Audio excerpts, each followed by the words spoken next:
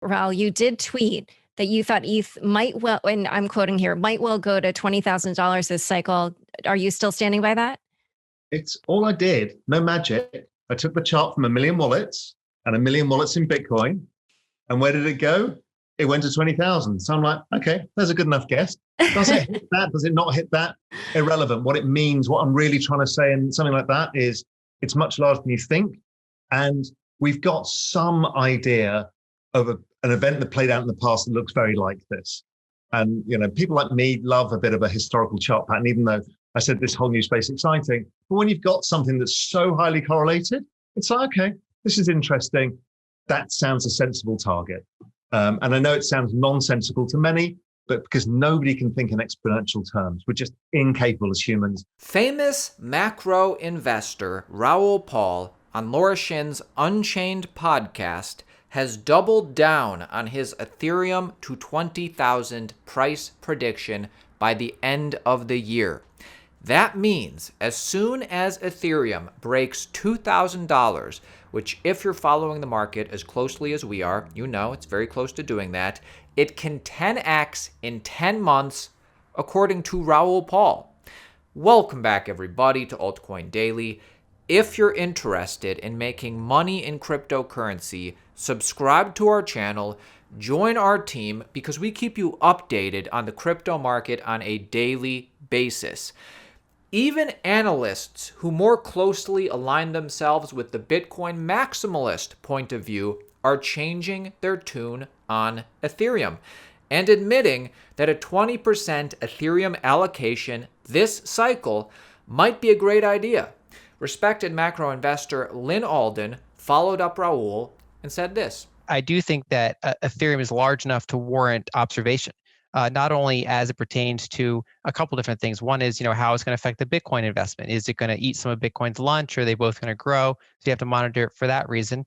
And then two, you want to see, okay, how that's going to impact, say, centralized exchanges around the world. How is that going to impact the banking industry? How is that going to impact the insurance industry? And so I do think that DeFi in general is something you have to watch, whether or not you're invested in the tokens. It's clearly here. It's clearly growing. And I think it's important to watch kind of all the ramifications because like Raoul said, we really don't know in some ways what the future looks like 5 years from now.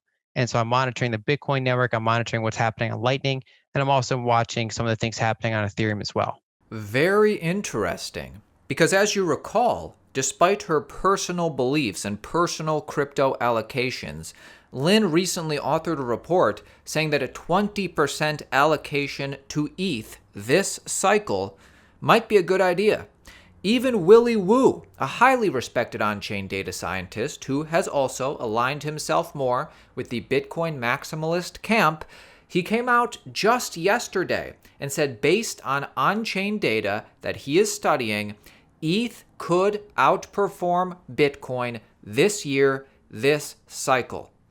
And why not? Cryptocurrency is such a nascent industry. We're going from 1% to 10% of the world's population into crypto this cycle.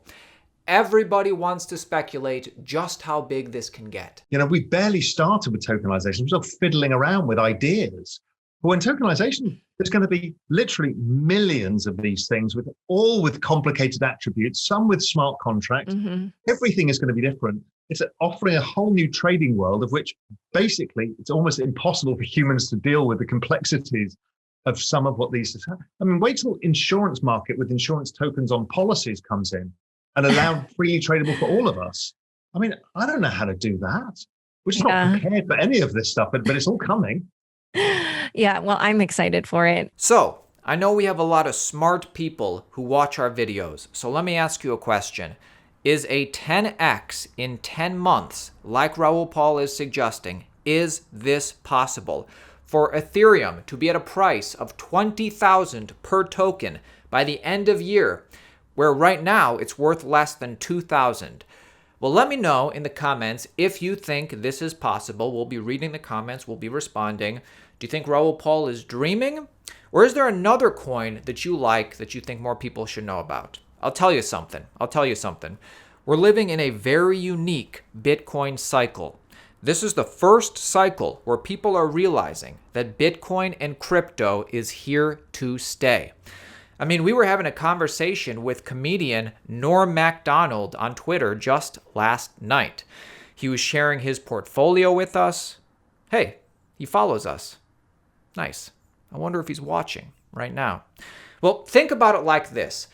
Imagine hearing that a prominent city mayor, imagine hearing a city mayor go on record any other Bitcoin cycle and say that we're in the process of passing legislation to pay our employees in Bitcoin and to invest our city treasury into Bitcoin. Imagine hearing this from a politician any other cycle. I want to thank the City of Miami Commissioners for supporting my resolution, which directs the city manager, after analysis, to procure a vendor to be able to offer our employees to get a percentage of their salary in Bitcoin, allows our residents to pay for fees in Bitcoin, and also would allow the city manager to cooperate with Miami-Dade County to allow for taxes to be paid in Bitcoin. It also requests of the state legislature that the City of Miami supports efforts to make Bitcoin an acceptable currency for us to potentially invest in the future. It's wonderful to be a very crypto-forward city in the City of Miami, and I want to thank my commission colleagues for allowing that to happen. So you can see what's happening in the world, right? Besides Miami, Andrew Yang, former Democratic presidential candidate, running for the mayor of New York City. He's got a lot of support. New York is the world's financial capital. He says that I would invest in making New York a hub for Bitcoin and other cryptocurrencies. And he would do it too. I mean, just besides that, let me just clue you in on a few more things. Jack Dorsey, the CEO of Twitter, and Jay-Z, maybe you've heard of him, allocating $23.5 million in Bitcoin to fund development. They are creating a 500 Bitcoin endowment that will focus on Bitcoin development, initially starting in Africa and India. So this is getting big. This is getting global. And here's the thing, guys. It's my job to keep you in tune with the whole cryptocurrency market. And obviously, Bitcoin is by far the biggest element of that. But as they said on that podcast, DeFi is clearly here and it's clearly growing. It doesn't matter if you hold the coins or not. It's smart to pay attention to what is happening in cryptocurrency. Grayscale adds 52,000 ETH over the past 24 hours, 93.3 million in Ethereum. Besides Bitcoin, Ethereum is the coin that they buy the most. Since the Grayscale Ethereum Trust reopened in February, total of 195,000 ETH have flown into the trust. The current assets under management of the ETH Trust is 5.5 billion, more than double since the beginning of the year. And we need to keep track of the Bitcoin Lightning Network as well. The Bitcoin Lightning Network is making strides, another record in the books.